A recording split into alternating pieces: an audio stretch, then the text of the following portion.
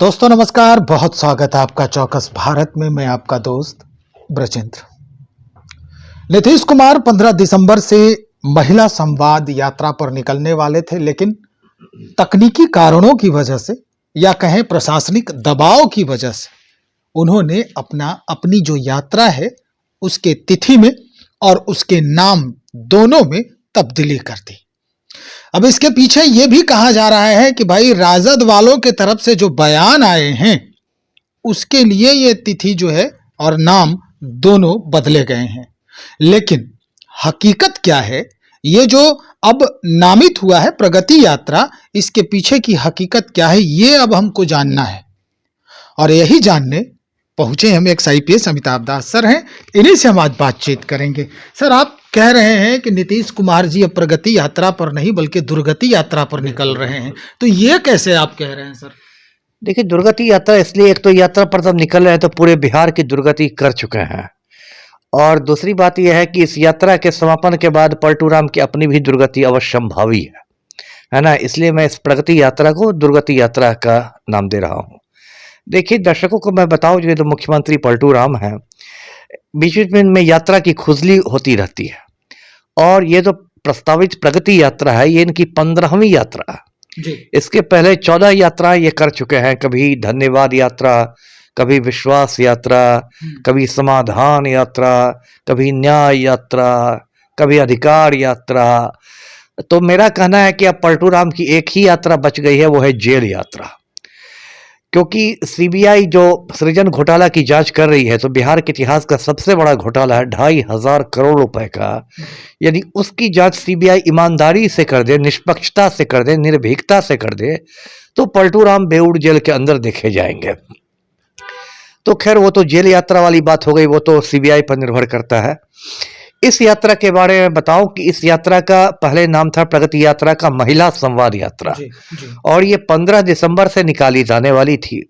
अब जो पलटू राम है, खुद को ये राजा राम मोहन राय से कम बड़ा समाज सुधारक नहीं समझते हैं, और इनका कहना था कि भाई देखिए, हमने तो बिहार की महिलाओं को बिल्कुल सशक्त बना दिया, मैंने तो ऐसी शराबबंदी लागू की कि अब तो बिहार की महिला एकदम घरेलू हिंसा से मुक्त हो गई हैं, महिलाओं के अच्छे दिन आ गए हैं।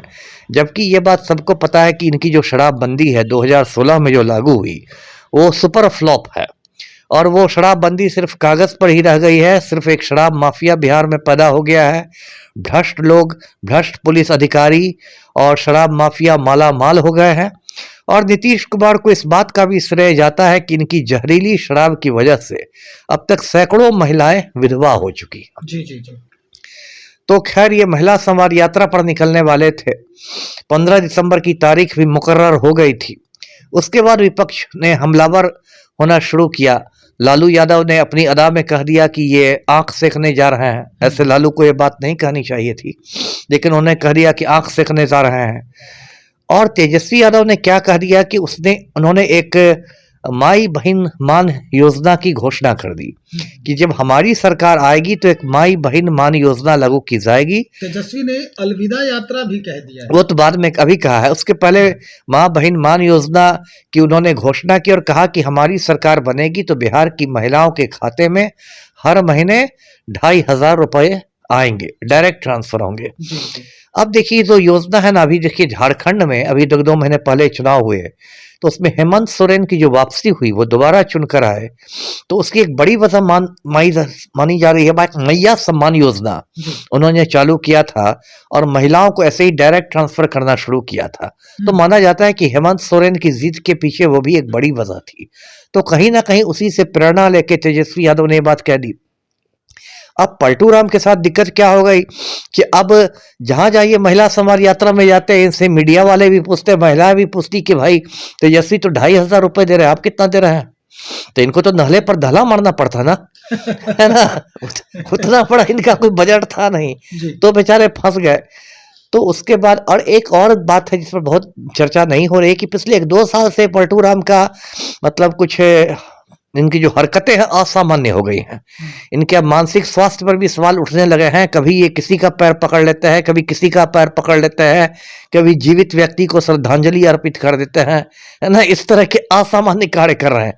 तो इनके जो आसपास के सलाहकार हैं उनको ये चिंता भी लग गई थी कि ऐसा ना हो कि महिला संवाद यात्रा में भी पलटू राम किसी महिला के साथ कुछ ऐसा संवाद कर दे कि वो विवाद हो जाए, है ना? जैसा एक बार विधानसभा में इन्होंने 2 साल पहले एक बहुत अश्लील भाषण भी दिया था, जिसकी इतनी मतलब मजम्मत हुई कि बाद में इनको माफी मांगनी पड़ी थी। तो इनको ये भी इनके आसपास के लोगों को लगा था कि ऐसा नहीं कि पलटू राम में महिला संवाद करने लगे तो किसी महिला का चैन ही छीन के भागने लगे, है ना? जैसे अभी विधानसभा में अशोक चौधरी का ब्रेसलेट पकड़ रहे थे, देखा होगा ना, मंत्री महोदय बयान दे रहे थे अशोक चौधरी, अब पलटू राम पीछे मुड़ के उनका जो हाथ में ब्रेसलेट पहने हुए थे उसको खींच रहे थे, छोटे छोटे बच्चे खींचते हैं, उनको अच्छा लग रहा हाँ, होगा। तो किसी महिला का चयन भी ना अच्छा लग सकता था, अच्छा लग सकता है। तो इस बात की भी मतलब एक लोगों में चिंता हो गई थी कि ऐसा हो गया तब तो ये मतलब महिला संवाद मतलब यात्रा एकदम इनके गले की हड्डी बन जाएगी, थोका फजीहत हो जाएगी। तो इसलिए इसका नाम देखिए रखा गया प्रगति यात्रा। अब प्रगति तो एक अजीबोगरीब शब्दों से सारी चीजें आ जाती हैं, है ना? ये तो विकास पुरुष बन के ही घूम ही रहा है।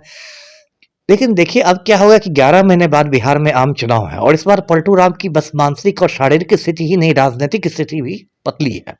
अभी तिरहुत स्नातक का परिणाम देखिए, जो जदयू का प्रत्याशी था अभिषेक झा सीधे 4थे नंबर पर पहुंच गया, है ना? बताइए, वो सीट जदयू की सीट थी, 22 साल से उस पर जदयू का कब्जा था, जदयू का उसको किला माना जाता था तिरहुत स्नातक को। और इस बार वंशीधर ब्रजवासी, एक निलंबित शिक्षक निर्दलीय बन के खड़ा हुआ, उसने सबका मतलब बैंड बजा दिया। तो उसके बाद एक मैसेज जाने लगा है कि नीतीश कुमार की स्थिति बहुत कमजोर हो गई है, और ये बात सही भी है। राजनीतिक दृष्टि से तो बहुत कमजोर हो गए हैं। इनकी पार्टी के अंदर भी सब कुछ ठीक ठाक नहीं, नंबर 2 बनने की होड़ में पूरा मतलब दंगल है। अभी मनीष वर्मा की यात्रा रोकवा दी गई है, और ऐसी भी देखिए इनके पास क्या है दिखाने के लिए। बिहार में देखिए अभी युवा इतने आंदोलित हैं, बीपीएससी का मुद्दा लीजिए, पूरा युवा तो बिहार का सड़कों पर ही है ना? और मैं बार बार कहता आया हूं कि बेरोजगारों को कमजोर नहीं समझा जाए, क्योंकि हर बेरोजगार एक मतदाता भी है, बिल्कुल, है ना? हर बेरोजगार एक मतदाता भी, 18 साल की उम्र में आप मतदाता बन जाते हैं। जी, जी, जी। तो यदि सारे बेरोजगार एक हो गए तब तो माननीय मुख्यमंत्री बेरोजगार हो जाएंगे। संकट तो इस बात का है ना। तो वो एक बहुत बड़ा गुस्सा है। उसके बाद एक नई पार्टी का उभार बिहार में तेजी से हो रहा है, जन स्वराज पार्टी का। उसकी ओर से भी लोगों का आकर्षण बढ़ा है। अभी उसको 10% वोट आए, भले ही उपचुनाव में वो सीट नहीं जीत सकी, लेकिन 10% वोट कुछ मायने रखता है भाई। विधानसभा चुनाव हो या लोकसभा चुनाव में 10% वोट कुछ मायने रखता है। उसका उभार हुआ है। फिर नीतीश कुमार जिस तरह से माफिया सरगनाओं के आज्ञाकारी चपरासी बन गए हैं, कभी अनंत सिंह के साथ बंद कमरे में गुफ्तगू करते हैं, कभी आनंद मोहन को जेल से छुड़ा देते हैं। ये स्थिति हो गई कि अब आईपीएस अफसरों ने इस्तीफा देना शुरू कर दिया। शिवदीप लांडे ने इस्तीफा दे दिया, काम्या मिश्रा ने इस्तीफा दे दिया। ऐसा तो कभी बिहार में नहीं हुआ था कि नए नए मतलब युवा अफसर इस्तीफा दे के भाग रहे हैं। तो ये स्थिति हो गई। भ्रष्टाचार चरम पर है। जिस दिन 2-3 पुल बिहार में नहीं बहते हैं, लगता ही नहीं रहे कि हम लोग बिहार में हैं, है ना? यदि सुबह से शाम तक 2-4 पुल नहीं बह जाए। सर, क्या लगता है ये यात्रा जो है नीतीश कुमार की, ये सारी बातें अब जनता सीधा इनसे सवाल के तौर पे पूछेगी? एकदम पूछेगी, क्यों नहीं पूछेगी? आप क्या उत्तर कोरिया है ये? आप किम जोंग उन है, तानाशाह है क्या? कोई सवाल नहीं करेगा, लोग पूछेंगे। महिला ने पूछेगी, मान लीजिए जिस वर्ग में जाए, अब तो प्रगति यात्रा, तो बस महिला यात्रा नहीं रह गई, तो छात्र नहीं सवाल करेगा कि हर बार पेपर लीक ही हो जाता है। पलटू चाचा, क्या हो रहा है? हम लोग की कभी परीक्षा होगी कि नहीं कि बिहार लोक सेवा आयोग बिहार लीक सेवा आयोग हो जाएगा? लोग पूछेंगे ना। या महिलाओं के बीच जाएंगे तो महिलाएं पूछेंगी ना कि भाई आपकी जहरीली शराब की वजह से सैकड़ों महिलाओं का सुहाग उजड़ गया, थोड़ा उस पर भी बोलिए आप। लोग पूछेंगे ना, है ना? या मान लीजिए बाकी लोग पूछेंगे ना, माफी इसी भ्रष्टाचार के मुद्दे पर ही कि हुजूर ये जो पुल है इसका तो हर 1-2 रोज पर 1-2 खंभा मतलब जल समाधि ले लेता है ना? ये जो पुल, बिहार में पुलों के खंभों में जो जल समाधि की प्रवृत्ति बढ़ गई है आराम से सवालात होंगे, है ना? तो मतलब नाना प्रकार के सवाल किए जाएंगे। और मुझे अभी भी लगता है कि ऐसा ना हो कि इनको प्रगति यात्रा बीच में ही मतलब रद्द करके, बंद करके इनको वापस पवेलियन लौटना पड़े। अब देखिए कितना बड़ा मजाक है इस गरीब राज्य के साथ। बिहार हिंदुस्तान का सबसे गरीब राज्य है। प्रति व्यक्ति आय बिहार की हिंदुस्तान में न्यूनतम है। एक आम बिहारी को 2 बार का खाना नहीं नसीब होता। और प्रगति यात्रा का आपको बजट मालूम है? 2 अरब 25 224 करोड़ रुपए। 224 करोड़। ये मामूली रकम है? बताइए। मेरा तो पूरा विश्वास है कि पूरी यात्रा जो है 10 करोड़ में निपट जाएगी। अब बाकी 214 करोड़ जो होंगे वो उसका बंदर बाट होगा। लेकिन ये खबर आ रही है सर, भारतीय जनता पार्टी के लोग ये आशंका जता रहे हैं कि नीतीश कुमार जब निकलेंगे प्रगति यात्रा पर तो हर वर्ग के लिए, जिसमें महिलाएं भी जो है समाहित हैं, हर वर्ग के लिए नीतीश कुमार इस बार विधानसभा चुनाव से पहले कुछ उपहार जो है वो पेश करेंगे, उनको देंगे। अब उपहार है कि जुमलेबाजी है, क्या है? एक तो नरेंद्र मोदी ने कहा था कि हमारी सरकार बनेगी तो सबके खाते में 15 लाख जाएंगे, 2014 में कहा था ना। आज सुबह हमने अपना अकाउंट चेक किया 7 बजे सुबह में, 15 पैसा नहीं आया। 10 साल से मैं डेली चेक कर रहा हूं। तो इन लोग का जो उपहार रहता है ना वो जुमलेबाजी होती है, हवाबाजी है। नीतीश कुमार आज से सीएम है, 2005 से मुख्यमंत्री हैं। ऐसा तो नहीं ना कि आप जुम्मा 8 रोज पहले सीएम बने हैं। इतने साल में आपने क्या किया?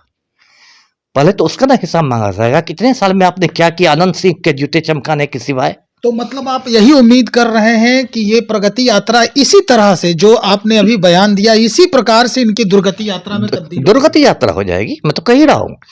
एक तो सब भ्रष्टाचार का पूरा रहेगा, 10 करोड़ में यात्रा खत्म होगी और बचे 214 करोड़ रुपए भ्रष्ट अधिकारियों और भ्रष्ट नेताओं में बांटे जाएंगे। जो संजीव हंस टाइप के अधिकारी है या नेता है, कद्दू कटेगा तो सब में बटेगा, है ना। तो वो तो एक भ्रष्टाचार का यहाँ मतलब ये हो गया है, संस्थागत रूप हो गया है। तो ये सब से अब देखिए, ये अब बिहार की पब्लिक उल्लू नहीं बनने वाली है। वो सब इस बार मोदी जितना करते रहे ना, अब की बार 400 पार, अब की बार 400 पार, और सामान्य बहुमत भी नहीं मिला।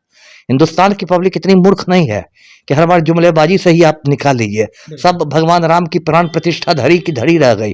अयोध्या तक में भाजपा वाले धराशायी हो गए, अयोध्या की सीट में हार गए। तो ठीक है, पब्लिक मूर्ख है, लेकिन इतनी बड़ी भी मूर्ख नहीं है कि आप उसको एकदम बार बार उसको आप चुना लगा दे, हर बार आप चुना लगा दे, ऐसा भी नहीं है। तो दुर्गति यात्रा देखिए जी। चलिए सर, बहुत शुक्रिया जानकारी देने के लिए। तो भाई इस तरह से जो स्पष्टीकरण है एक्स IPS अमिताभ दास सर का कि ये कैसे दुर्गति यात्रा में नीतीश कुमार की प्रगति यात्रा तब्दील हो सकती है 23 दिसंबर से लेकर 28 दिसंबर तक। चलिए देखते हैं इसमें क्या कुछ सत्यता है, कैसे सवाल करती है जनता। चूंकि भाई राज्य के मुखिया अगर जनता के दहलीज पर जाएंगे, उनकी समस्याओं से रूबरू होंगे, तो जनता तो सवाल पूछेगी और उसके बाद फिर कैसे इसे हैंडल किया जाएगा ये हम आपको दिखाएंगे। बने रहिए हमारे साथ। बहुत शुक्रिया।